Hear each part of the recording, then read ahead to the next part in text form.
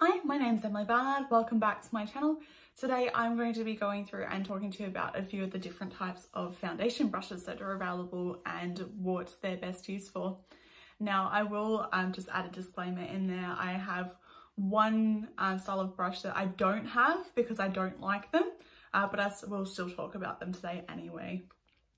So today I'm going to be talking through the different types of foundation brushes, and the very first one that I'm going to talk about is the paddle brush.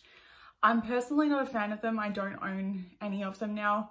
They're one of those things that you kind of get in sets when you buy brush sets, and I've just never liked them. I find that you always kind of get a streaky finish, or at least I have. I've been shown how to use them by various makeup artists when I've done like upskilling, etc., and I still just do not like them, so I just don't use them.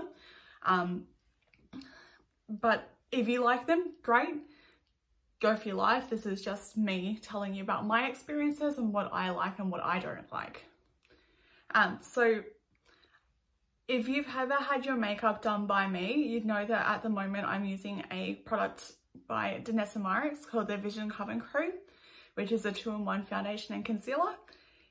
It's a bit of a thicker product. I tend to usually add a little bit of serum into it to kind of thin it out, and as a result of that, as the way that I like to apply makeup, my favorite type of brush for that is a stippling brush.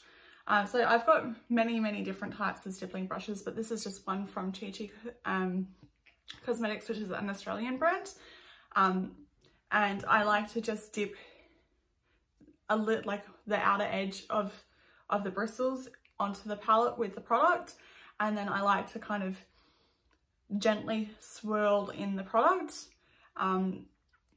If you've had your makeup done by me, you know that's the sort of my preferred finish.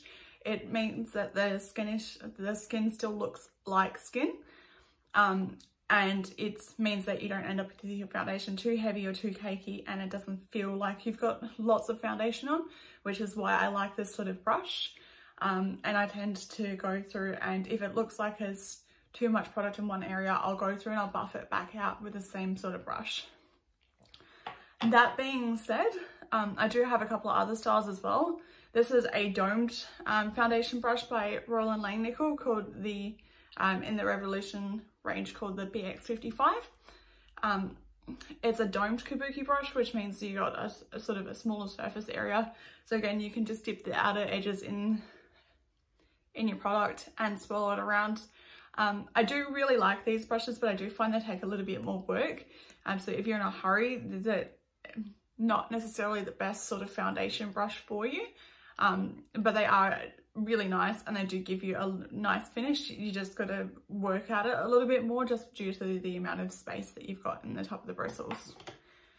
Next up, I'll be talking about the Deluxe Buffer Brush. This one's by Crown Cosmetics.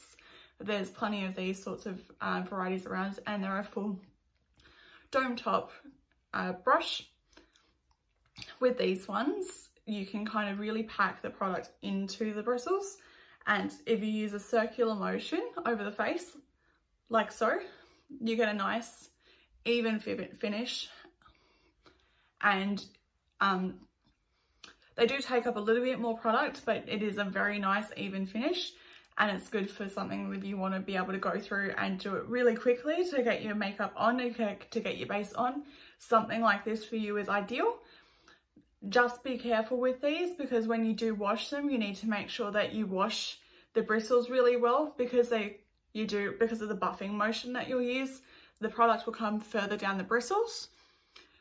So you just need to make sure that when you go through and you soap up and deep clean your brushes, that you go through and really get the soap in there and wash out all of the soap really well as well. Now, while I'm on the subject of foundation brushes, I'm also going to go through and talk to you a little bit about sponges as well. There's multiple different sort of sponges out there on the market. I've got a couple of different favorites that I'm using at the moment, so I'll talk to you about those. So this is one of the Beauty Blender professional ones, so one of the black variety. I've had the pink ones as well before. They're all really nice. They're the original sort of makeup egg-shaped sponge. As a professional makeup artist, I will never ever use one of these on your face, just because they cannot be cleaned hygienically all the way through between clients. For your personal makeup though, I really, really recommend these. They're really great for getting a nice even finish. It's not too finicky, you can get that on pretty quickly. So they're definitely worth checking out. The other ones I really like, and I thought I had a full size one to show you, but I don't. I think I've still got mine sitting in the wash because I have washed mine. These are the Juno & Co mini sponges in the rose color. So if you just spritz them with like a spray like MAC Fix Plus, it'll swell a little bit. They won't get too damp, and it just gives you a nice flawless finish. These ones have got a microfiber finish on them. You can see that if you look at the bristles nice and close. But they're these are fantastic. Juno & Co always have sales on, so if you subscribe to them and you're not sure and you want to hold off a little bit, just make sure that you keep an eye on your emails. So they have different offers going out all the time, so keep an eye on that. Thanks for watching today, you guys. I hope you have found this informative.